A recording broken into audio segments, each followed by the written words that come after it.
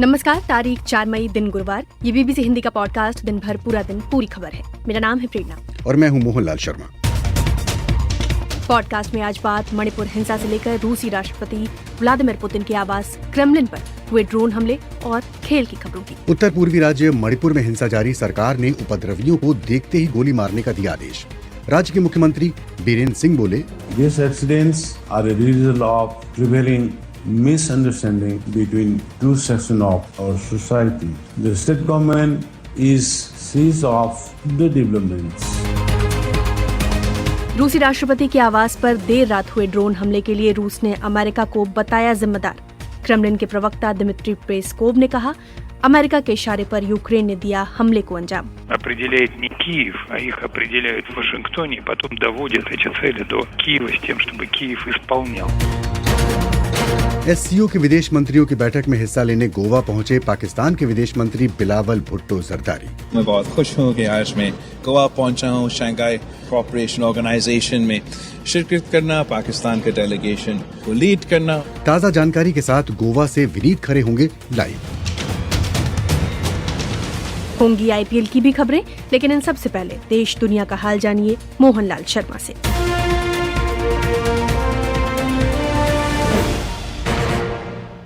Sudan में हुए ताज़ा संघर्ष विराम पर प्रश्न चिन्ह लग गया है, क्योंकि वहां अभी भी भारी सशस्त्र संघर्ष चल रहा है। प्रत्यक्षदर्शियों का कहना है कि उन्होंने राजधानी खार्तूम की सड़कों पर धमाकों और गोलाबारी की तेज आवाजें सुनी हैं। राजधानी खार्तूम से लगे ओमुरदुमान और बहरी शहर से भी भीषण बमबारी की रिपोर्टें मिल रही हैं। सूडान की सेना ने कहा है कि गुरुवार से शुरू हो रहे 7 दिनों के नए संघर्ष विराम का वो सम्मान करेंगे, लेकिन प्रतिद्वंदी paramilitary group rapid support force की ओर से अभी तक इस पर कोई जवाब नहीं मिला है। सूडान की सेना ने सैन्य गाड़ियों और हथियारों की तस्वीरें जारी की हैं, जिनके बारे में उनका कहना है कि वो रैपिड सपोर्ट फोर्स से जब्त की हैं। संयुक्त राष्ट्र की सहायता एजेंसी UN-8 के प्रमुख का कहना है कि जंग जारी रखने की दोनों पक्षों की जिद से इस संघर्ष के वैश्विक आपदा में बदलने का खतरा मंडरा रहा है। पाकिस्तान के पूर्व प्रधानमंत्री इमरान खान को आज बड़ी राहत देते हुए इस्लामाबाद हाईकोर्ट ने 9 मामलों में अंतरिम जमानत को आगे बढ़ा दिया है।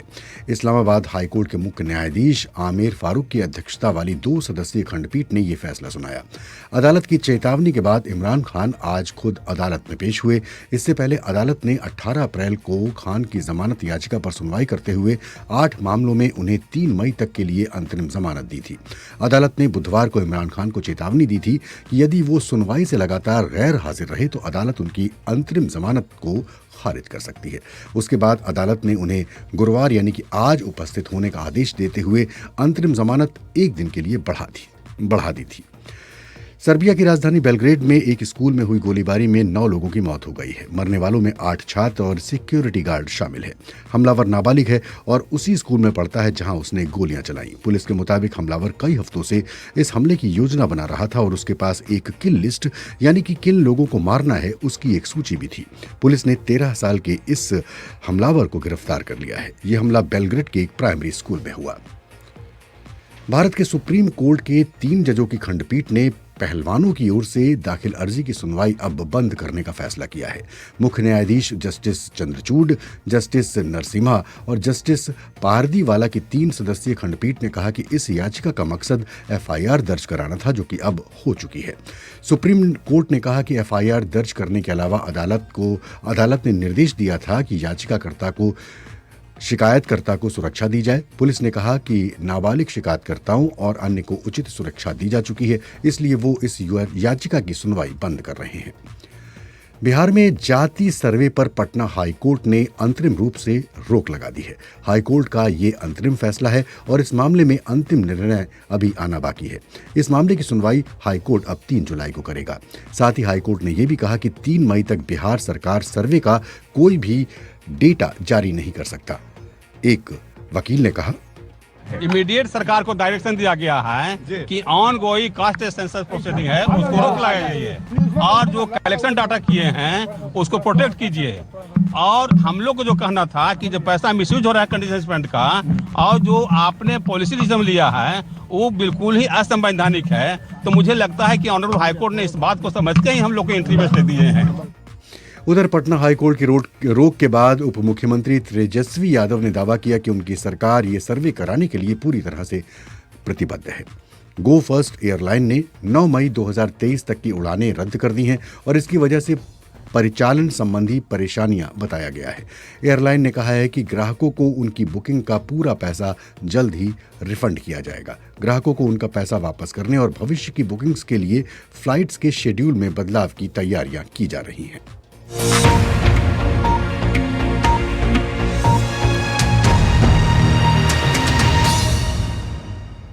तो देश और दुनिया की सभी जरूरी खबरें जानने और सुनने के बाद अब विस्तार से बात भारत के पूर्वोत्तर राज्य मणिपुर की।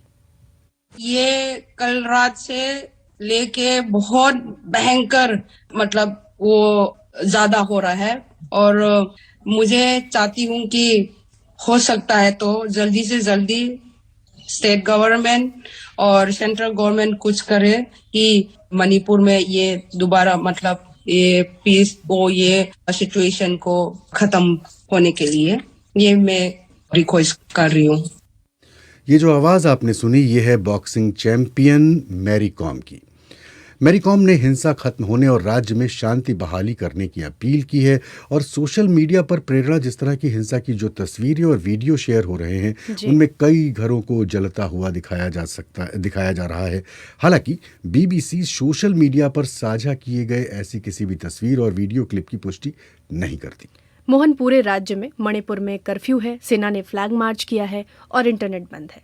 मीडिया में चल रही खबरों के अनुसार अब तक इस हिंसा में कम से कम 3 लोग मारे गए हैं। केंद्रीय गृह मंत्री अमित शाह ने राज्य के मुख्यमंत्री एन बीरेन सिंह से बात की है और राज्य की मौजूदा स्थिति की जानकारी ली। इस बीच मणिपुर के मुख्यमंत्री ने अपना एक वीडियो बयान जारी किया है और राज्य में सभी समुदायों से शांति बनाए रखने की अपील की है। उन्होंने क्या कहा? During the last around 24 hours, some incident of clashes, vandalisms and arson have been reported in Imphal, Shoshanpur, Bishnupur, Manipur के मुख्यमंत्री कह रहे थे एन बीरेन सिंह, पिछले 24 घंटे के दौरान इम्फाल, विष्णुपुर, कांगपोक, कपी और मोरेहम से झड़प, तोड़फोड़ और आगजनी की घटनाएं सामने आई हैं और इन घटनाओं के बीच कुछ मासूमों की जान गई है, जान माल का नुकसान हुआ है। ये दुर्भाग्यपूर्ण है। ये घटनाएं 2 समुदायों के बीच गलत फहमी का परिणाम है। राज्य सरकार इन घटनाओं को देख रही है। कानून व्यवस्था की स्थिति को नियंत्रित करने के लिए सभी जितने कदम होते हैं वो उठा रही है। और उन्होंने अपील की कि मैं अपने सभी क्षेत्र में शांति सद्भाव रखने की अपील करता हूं और आपसे आग्रह करता हूं कि अफवाहों और जो जिन्हें वेरीफाई नहीं किया जा सकता उन संदेशों पर यानी कि मैसेजेस पर भरोसा न करें। ये जो बयान है ये मणिपुर के जो मुख्यमंत्री हैं एन बीरेन सिंह का है जी। और इसके बाद ही मोहन, आज की अगर हम बात करें तो आज हिंसा जो है वो तब शुरू हुई जब मणिपुर में ऑल ट्राइबल स्टूडेंट्स यूनियन द्वारा आयोजित एक जन रैली हिंसक हो उठी। और ये जो सबसे ज्यादा हिंसक घटनाएं हैं ये विष्णुपुर और चुरा चांदपुर इलाके में हुई हैं, जबकि राजधानी इम्फाल से भी सुबह हिंसा की कई घटनाएं सामने आई। जी, अब जरा इस मामले की पृष्ठभूमि में चलते हैं और ये जानने की कोशिश करते हैं कि आखिर ये मणिपुर में विरोध और हिंसा की वजह क्या है, कैसे ये पूरी घटना शुरू हुई। प्रेरणा, सीधे आपको ले चलते हैं गुवाहाटी, वहां पर शामिल करते हैं अपने सहयोगी दिलीप कुमार शर्मा को। दिलीप, ये बताएं कि क्या है विरोध और हिंसा की वजह। देखिए, ये जो विरोध मुख्य तौर पर जो मणिपुर में जो मैतेई समुदाय है, मैतेई समुदाय को एसटी का जो स्टेटस देने के लिए पिछले कई सालों से, करीब 1 दशक से ये एक बड़ा वर्ग है मैतेई समुदाय का, वो मांग किए जा रहा है। और अभी 19 अप्रैल को कोर्ट ने ये मणिपुर हाई कोर्ट ने एक ऑब्जर्वेशन दिया था सरकार को कि इस पे विचार करे, एक बार सोचे और केंद्र सरकार को भी विचार करे। लेकिन इसके बाद जो ट्राइबल जो पॉपुलेशन है, जो खास करके मणिपुर के पहाड़ी इलाकों में बसी है, तो उसमें ट्राइबल पॉपुलेशन इससे थोड़ा नाराज हो गई और इसके नतीजतन क्या हुआ कि ऑल ट्राइबल स्टूडेंट यूनियन ने कल दोपहर को ये एक रैली निकाली थी, ट्राइबल सॉलिडेरिटी मार्च के नाम से, कि एक रैली की, इसमें हजारों लोगों की भीड़ जमा हुई और वहीं से ये धीरे धीरे वहां पहाड़ी इलाकों में हिंसा फैलने लगे। क्योंकि मैतेई जो है, वो जो मणिपुर की जो पॉपुलेशन है 28 लाख, उसके 53% मैतेई पॉपुलेशन है, जो कि वैली में रहती है, यानी मैदानी इलाके में रहती है और इम्फाल के आसपास ही बसी है। कुछ 2-4 जो फीसद जो मैतेई लोग हैं वो पहाड़ी इलाकों में, शहर खास करके वहाँ के शहरों में बसे हुए हैं। तो ये हिंसा वहाँ से शुरू हुई और होते होते आज इम्फाल में आ गई। मेरी बात हो रही थी वहाँ कई लोगों से, सेना के जनसंपर्क अधिकारियों से, तो इम्फाल में भी कई जगह जहाँ कुकी जो पहाड़ी जनजाति में खास करके कुकी जो जनजाति है उसका सबसे बड़ा विरोध है कि मैतेई समुदाय जो ओबीसी है, एससी का उनको मिलता है, वो ट्राइबल नहीं है, इसलिए उनको ट्राइबल स्टेटस क्यों दिया जाए। तो जो कुकी पॉकेट में जो इम्फाल में बसे हुए हैं वहां आज सुबह बहुत हिंसा हुई है। लोगों से मेरी बात हो रही थी तो कई घरों को जलाया गया है। और मैतेई लोगों का भी कहना है कि भाई कुकी जो लोग हैं जो पहाड़ों पे रहते हैं, जिनको एसटी का दर्जा मिला हुआ है, वहां हम जाकर मौजूदा व्यवस्था में बस नहीं सकते।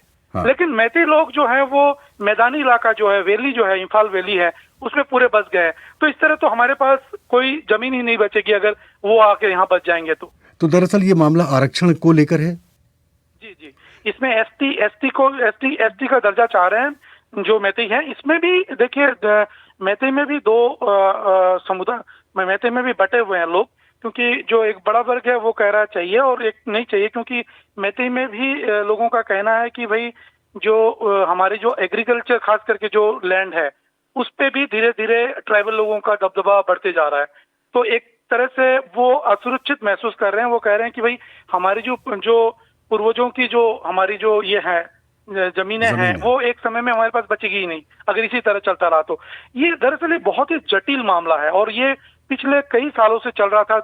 ये जो पहाड़ी और वैली के बीच जो टकराव है पिछले लंबे समय से चल रहा है मणिपुर में। जी दिलीप, हमें ये समझाएं कि अभी जो स्थिति है मौजूदा मणिपुर की, उस बीच में पुलिस और प्रशासन इस स्थिति से कैसे डील कर रही है? देखिए, जो कल से जब शुरू हुई तब पुलिस प्रशासन ने शुरुआत में तो कोशिश की, लेकिन स्थिति बहुत बिगड़ गई। अभी आज की जो मैं कहूँ ताजा स्थिति, अभी भी कई नए इलाकों में हिंसा भड़कने की खबर आ रही है। वहाँ इंटरनेट बंद है, भले ही वहाँ इंटरनेट बंद है ताकि कोई भी जो मिसक्रिएंट है वो चीजों को फैला ना सके, झूठ या अफवाह फैला ना सके, फिर भी वहाँ हिंसा भड़की हुई है और सेना को और असम राइफल को वहाँ उतारा गया है स्थिति को नियंत्रण में करने के लिए। सेना के अधिकारी से मेरी बात हो रही थी, उन्होंने कहा कि कई इलाकों में उन लोगों ने स्थिति को नियंत्रण किया है और वहां से करीब 9,000 लोगों को बचाव कार्य के तहत लाकर सुरक्षित स्थानों पर, जहां शरणार्थी के जहां शिविर बनाए गए हैं वहां रखा गया है। लेकिन अभी भी स्थिति बहुत नाजुक है और कई नए इलाकों में हिंसा फैलने की खबर आ रही है। जी, शूट इन साइट का जो अभी ऑर्डर आया है, ये क्यों देना पड़ा? ये शाम का ऑर्डर है, क्योंकि ऐसा दोपहर में मणिपुर के चीफ मिनिस्टर के साथ गृह मंत्री अमित शाह जी ने बात की थी उनसे और पूरी स्थिति का जायजा लिया था। उसके बाद ही ये नया डेवलपमेंट है, जिसमें अभी चूंकि जो स्थिति है वो नियंत्रण से बाहर है, इसलिए ये सरकार ने अभी शाम को ये ऑर्डर पास किया है कि बहुत ही गंभीर स्थिति में शूट एंड साइट के ऑर्डर दिए गए हैं जी, ताकि हिंसा को रोका जा सके। दिलीप शर्मा, बहुत बहुत शुक्रिया। और इस खबर पर मैं आपको बता दूं कि bbchindi.com पर पूरी खबर आप विस्तार से पढ़ सकते हैं कि वहां पर इस समय क्या चल रहा है। और ताज़ा लाइव अपडेट के लिए हमारा जो लाइव पेज है वो तो आपके साथ है ही। कार्यक्रम में आगे हम बात करने वाले हैं।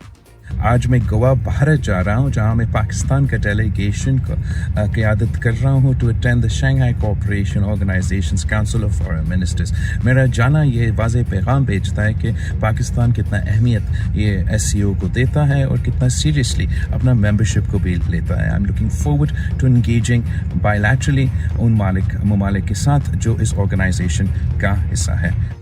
तो ये आवाज़ पाकिस्तान के विदेश मंत्री बिलावल भुट्टो जरदारी की है, जिनकी बात हम आगे करेंगे, जो अब भारत पहुंच चुके हैं। और SCO का जो सम्मेलन चल रहा है उसमें क्या कुछ हो रहा है उसके लिए हम कार्यक्रम में आगे बात भी करने वाले हैं, वहां पर मौजूद अपने संवाददाता विनीत खरे से।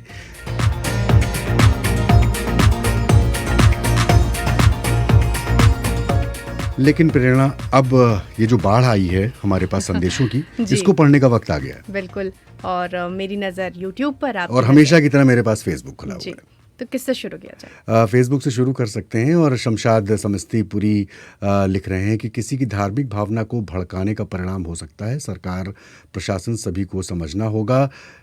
तोया नाथ की एक टिप्पणी है। और इसके अलावा मोहम्मद अमीरुद्दीन की टिप्पणी है कि मणिपुर सुरक्षा के लिहाज से बहुत महत्वपूर्ण है। जल्द से जल्द मणिपुर में हिंसा को रोकने की कोशिश होनी चाहिए।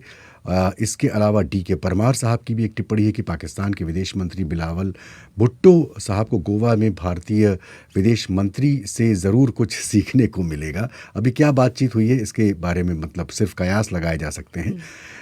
परमवीर रावत कह रहे हैं कि मणिपुर हिंसा बहुत ही दुखद है और इस हिंसा पर नियंत्रण पाया जाए तो ये बेहतर है। राकेश दुबे कह रहे हैं 1991 से लगातार हम आपका कार्यक्रम सुन रहे हैं। वहीं मैं YouTube के कमेंट्स की बात करूं तो ब्रिजलाल कहते हैं आरक्षण में छेड़छाड़ सरकार ना करें, नहीं तो सभी जगह अशांति बढ़ेगी और देश का विकास जो है वो अवरुद्ध हो जाएगा। मनीष कहते हैं कि रेसलर्स वांट्स टू बी जज एंड विक्टिम टुगेदर। फ्रेड इंडी नाम के एक हमारे साथी हैं, वो लिखते हैं कि इन खिलाड़ियों ने देश का नाम रोशन किया है, दुर्भाग्य से कुछ राजनेता इसके विपरीत काम कर रहे हैं। 2 टिप्पणी पढ़ना चाहूंगा। कुलदीप सिंह जाखड़ पूछ रहे हैं कि अनिल दुजाना पर खबर क्यों नहीं? bbchindi.com पेज पर जाइए ना, लाइव पेज चल रहा है और उसमें आपको ये खबर मिलेगी।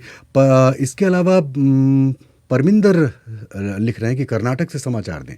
पूरे टीवी चैनल कर्नाटक दिखा रहे हैं। तो हम आपके लिए जो लाते हैं वो देश दुनिया का पूरा हाल और हम बड़ी खबर यानी कि पूरे विस्तार से उसकी चर्चा करते हैं। तो वो हम बहुत सोच समझ के उन चीज़ों को आप तक लाने की कोशिश करते हैं। और कर्नाटक पर बेशक हमारी नज़र तो है ही। आप सुन रहे हैं BBC हिंदी का पॉडकास्ट दिन भर, पूरा दिन, पूरी खबर। और अब दूसरी यानी कि दुनिया की बड़ी खबर जी। और ये बड़ी खबर क्या है मोहन? बड़ी खबर है जो हमने कल के कार्यक्रम की शुरुआत में ली थी कि जो रूस के राष्ट्रपति व्लादिमीर पुतिन हैं उनके घर यानी कि जो उनका आवास है क्रेमलिन पर कल ड्रोन हमला हुआ था। और इस हमले की जो आग है वो अभी तक बुझी नहीं है, यानी इसके इर्द गिर्द आरोप प्रत्यारोप की राजनीति जारी है। बिल्कुल, रूस का दावा है कि इस हमले के पीछे अमेरिका का हाथ है, जबकि पहले उंगली आपको याद होगा यूक्रेन पर उठाई गई थी। लेकिन ताज़ा आए बयान में क्रेमलिन के प्रवक्ता दिमित्री पेस्कोव ने कहा है कि ये सब कुछ अमेरिका के इशारे पर हुआ है। Мы хорошо знаем, что решение о таких действиях, о таких терактах принимается не в Киеве. क्रेमलिन के जो प्रवक्ता हैं दिमित्री पेस्कोव वो कह रहे हैं कि हम अच्छी तरह से जानते हैं कि इस तरह की कार्रवाइयां और आतंकवाद से जुड़े ऐसे कृत्य पर फैसले कीव में नहीं बल्कि वॉशिंगटन में लिए जाते हैं। फैसला अमेरिका लेता है और उसे लागू कीव करता है और यूक्रेन पहले से ही अमेरिका के इशारे पर चल रहा है। ये कहना है क्रेमलिन के प्रवक्ता दिमित्री पेस्कोव का।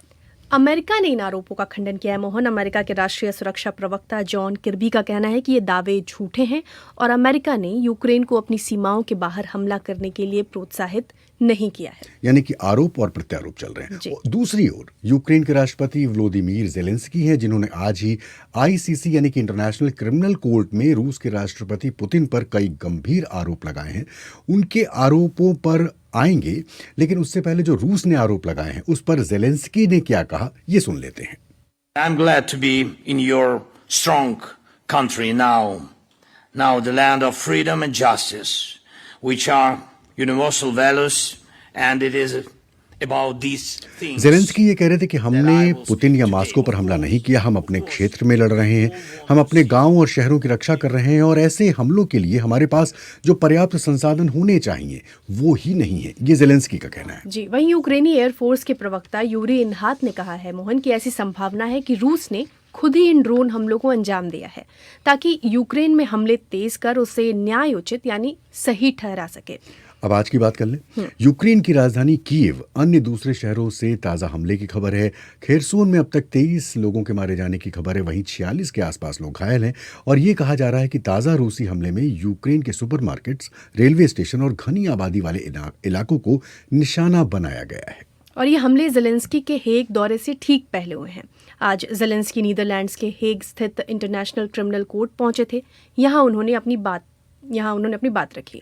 अपनी बात रखते हुए ज़ेलेंस्की ने पुतिन पर कई सारे गंभीर आरोप लगाए और ज़ेलेंस्की ने कहा कि हम सभी चाहते हैं कि वो अपने अपराधों की सजा भुगतें।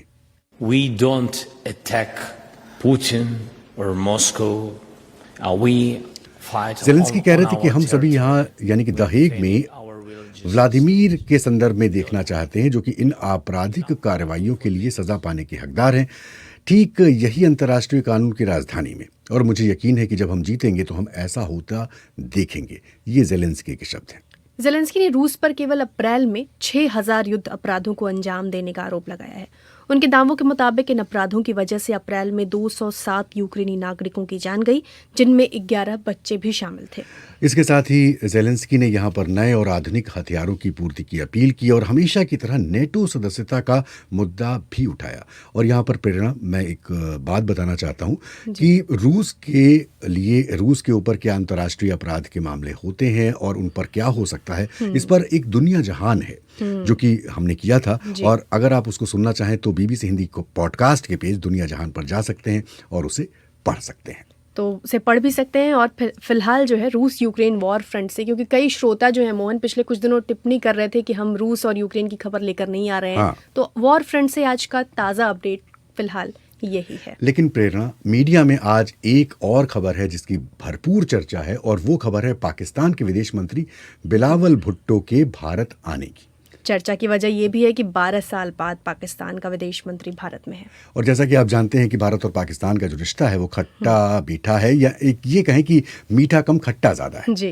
तो ये दौरे पर सबकी नज़रें टिकी हैं। और आज सुबह पाकिस्तान के विदेश मंत्री बिलावल भुट्टो जब भारत के गोवा में हो रही शंघाई सहयोग संगठन यानी कि SCO के विदेश मंत्रियों के सम्मेलन में हिस्सा लेने के लिए निकले, तो उन्होंने अपना एक वीडियो ट्वीट किया। और इस वीडियो में उन्होंने कहा कि वो बेहद उत्साहित हैं। मैं बहुत खुश हूँ कि आज मैं गोवा पहुँचा हूँ, शंघाई कोऑपरेशन ऑर्गेनाइजेशन में शिरकत करना, पाकिस्तान के डेलीगेशन को लीड करना। और मैं उम्मीद रखता हूँ कि इंशाल्लाह ताला जो हमारा SCO का CFM है वो बहुत ही कामयाब होगा। आप सबका बहुत शुक्रिया। तो ये बहुत समय बाद हो रहा है, लंबे अरसे बाद हो रहा है। और आपको याद दिला दें कि 2011 में यानी कि 12 साल पहले पाकिस्तान की विदेश मंत्री हिना रब्बानी खार दिल्ली में तत्कालीन विदेश मंत्री SM कृष्णा से मिली थी। और उसके बाद अब ये मौका आया है जब पाकिस्तान का कोई विदेश मंत्री भारत में है। विदेश मंत्रियों की बैठक तो हो रही है, लेकिन इसके अलावा भी एक बहुत बड़ी बैठक हुई है जिस पर भी हमारी नजरें हैं। मुझे लगता है कि हम सीधे क्यों ना विनीत के पास चलें। विनीत, आप गोवा में मौजूद हैं और ये जो बैठकें चल रही हैं, सबसे पहले तो उसके बारे में हमें संक्षेप से जानकारी दें कि क्या क्या हो रहा है और क्या क्या चल रहा है। देखिए, भारत की ओर से जो बायलैटरल्स हैं यानी द्विपक्षीय वार्ताएं हैं वो हो रही हैं। थोड़ी देर पहले उज़्बेकिस्तान के जो विदेश मंत्री हैं बख्तियार साइदोव, उनसे मिले हैं जयशंकर, हमारे मतलब भारत के विदेश मंत्री। उसके पहले जो चीन के स्टेट काउंसलर हैं विदेश मंत्री छिन गैंग, उनसे मुलाकात हुई है। और अगर आप जयशंकर का ट्वीट देखें, डॉक्टर शंकर का, जयशंकर का, तो उसमें हिंट मिलता है कि जो बॉर्डर डिस्प्यूट है उसके बारे में शायद बात हुई होगी, क्योंकि वो कह रहे हैं कि जो focus remains on resolving outstanding issues, यानी जो जिन मुद्दों पर दोनों देशों के बीच में तकरार है या फिर उनको रिजॉल्व करने की बात है, उस पर फोकस रहा है। और ताकि जो बॉर्डर एरियाज हैं वहां पर शांति रहे। और इसके पहले जो सर्गेई लावरोव हैं उनसे मुलाकात हुई है जयशंकर की।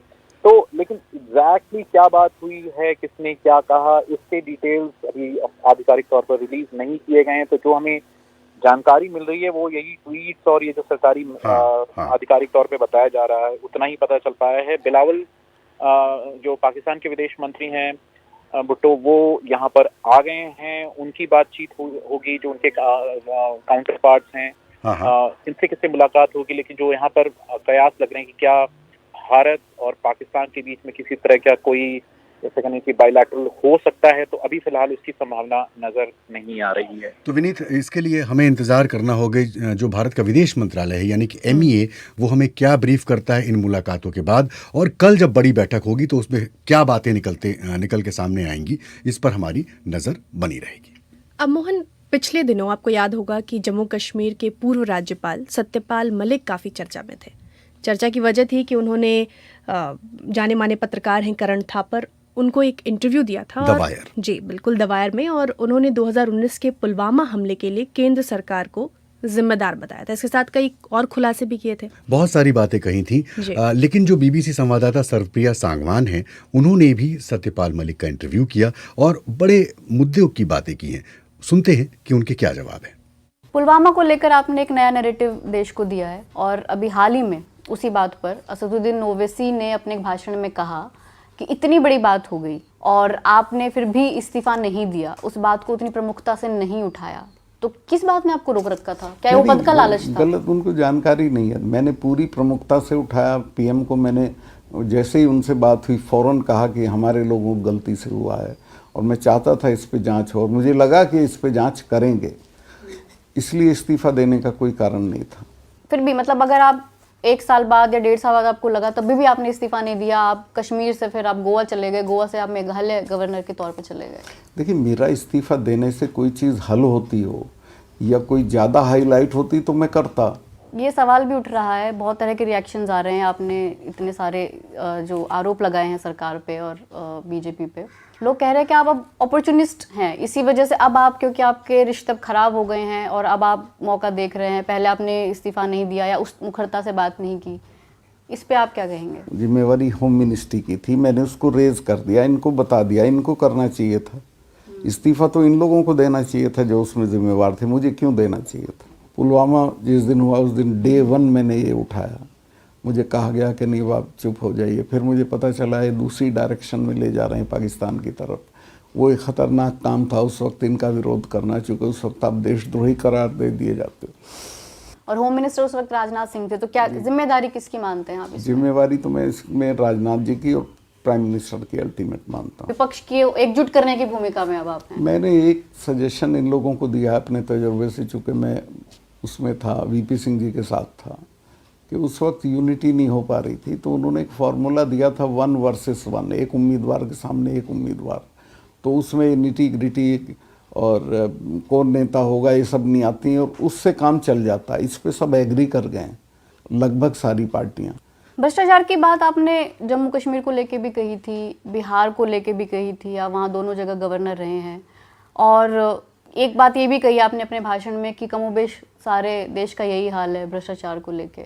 तो फिर कौन आपको ऐसा नज़र आता है भ्रष्टाचार के खिलाफ एक चेहरा देश में? एक चेहरे की तो बात नहीं कर रहा मैं, बहुत लोग हैं अभी देश में, ऐसा नहीं है खत्म हो गए, जैसे बचे हुए हैं काफ़ी लोग। जैसे फिर भी जैसे बिहार में नीतीश हैं, साफ सुथरे हैं, इसी तरह उत्तर प्रदेश में भी लोग हैं, ये दिल्ली वाले हैं, पता नहीं इसमें शराब में इन्होंने क्या किया, पर जनरली तो ठीक ही लोग थे।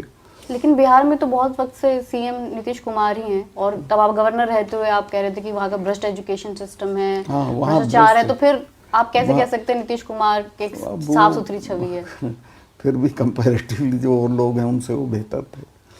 और यहाँ पे क्या आप बहुत मुखरता से, अब अरविंद केजरीवाल भी आपकी जो बातें आपने कही हैं उसको बड़ी प्रमुखता से अपना मुद्दा बना रहे हैं, क्या कहेंगे आप? नहीं, अरविंद केजरीवाल कंपैरेटिवली बेटर हैं। किस मामले में? भ्रष्टाचार में भी बेटर। लेकिन हाँ, अब वही दिल्ली में भी उनके खिलाफ आरोप तो लग रहे हैं। दिल्ली में तो उनको मुझे लगता है बंद करेंगे इलेक्शन से पहले, तो उनको गिरफ्तार कर लेंगे 100%। तो आपको नजर आता है कि वो एक चेहरा है जो भ्रष्टाचार के खिलाफ एक चेहरा हो सकते हैं, और या मोदी जी के सामने? नहीं, वो मोदी जी के सामने वाला कोई चेहरा मैं नहीं कह रहा हूँ किसी के लिए भी।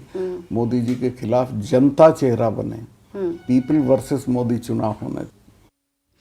पीपल वर्सेस मोदी चुनाव होना चाहिए। सत्यपाल मलिक का ये जो इंटरव्यू है जो कि सर्वप्रिया सांगवान ने किया है, यदि आप पूरा इंटरव्यू देखना चाहते हैं तो बीबीसी का जो यूट्यूब है उस पर आप इसे पूरा देख सकते हैं। आप सुन रहे हैं दिन भर, पूरा दिन पूरी खबर। और अब आईपीएल की खबरों के साथ हमारे स्टूडियो में आ चुके हैं मोहम्मद शाहिद। बिल्कुल प्रेरणा, आईपीएल का मैच जो है आज 47वां चल रहा है। Kolkata night Riders versus Sunrisers Hyderabad. तो कोलकाता ने टॉस जीतकर पहले बैटिंग का फैसला किया है कप्तान नीतीश राणा ने, और लग रहा है कि ये फैसला मतलब कहा जा सकता है कि पता नहीं अच्छा नहीं साबित हो रहा है, क्योंकि 3 विकेट गिर चुके हैं अब तक। जैसन रॉय, रहमानुल्लाह गुरबाज और वेंकटेश अय्यर जा चुके हैं। नीतीश राणा और रिंकू सिंह, हम लोग सब जानते हैं रिंकू सिंह पर नजर रहती है, दोनों क्रीज पर डटे हुए हैं। 5 ओवर हो चुके हैं, 40 रन बने हैं और 3 विकेट गिर चुके हैं। अगर हम कल के मैच की बात करें तो कल जो मैच था उसमें पंजाब किंग्स और मुंबई इंडियंस के बीच। तो उसमें मुंबई इंडियंस ने जो है 6 विकेट से पूरा मैच जीत लिया। पंजाब ने 214 रन बनाए थे, 215 का टारगेट था, बड़ा स्कोर था, लेकिन मुंबई इंडियंस जो है हालांकि उसने मैच जिता दिया। और उसमें सबसे शानदार पारी खेली सूर्य कुमार यादव और ईशान किशन ने। और जो एक दूसरा मैच था जिसमें सबकी नजर थी, यानी पहला मैच 3:30 बजे लखनऊ और चेन्नई सुपर किंग्स के बीच, वो हालांकि ड्रॉ रहा बारिश की वजह से। लखनऊ के इकाना स्टेडियम में मैच था। लखनऊ ने पहले बैटिंग की थी, 125 रन बनाए थे, लेकिन 20वें ओवर में बारिश ऐसी आई कि वो मैच नहीं हो सका और एक पॉइंट्स मिले लखनऊ और चेन्नई को। मैच जो है वो धुल गया, बिल्कुल धुल गया मैच। बहुत बहुत शुक्रिया शाहिद साहब। और कार्यक्रम के इस मुकाम पर यानी कि इस पड़ाव पर हमें आपसे विदा लेनी होगी, क्योंकि हमारा समय आने का भी तय है और हमारा समय जाने का भी तय है। कल फिर मुलाकात होनी तय है। रविशंकर कुमार और प्रेरणा के साथ विदा दें। नमस्कार।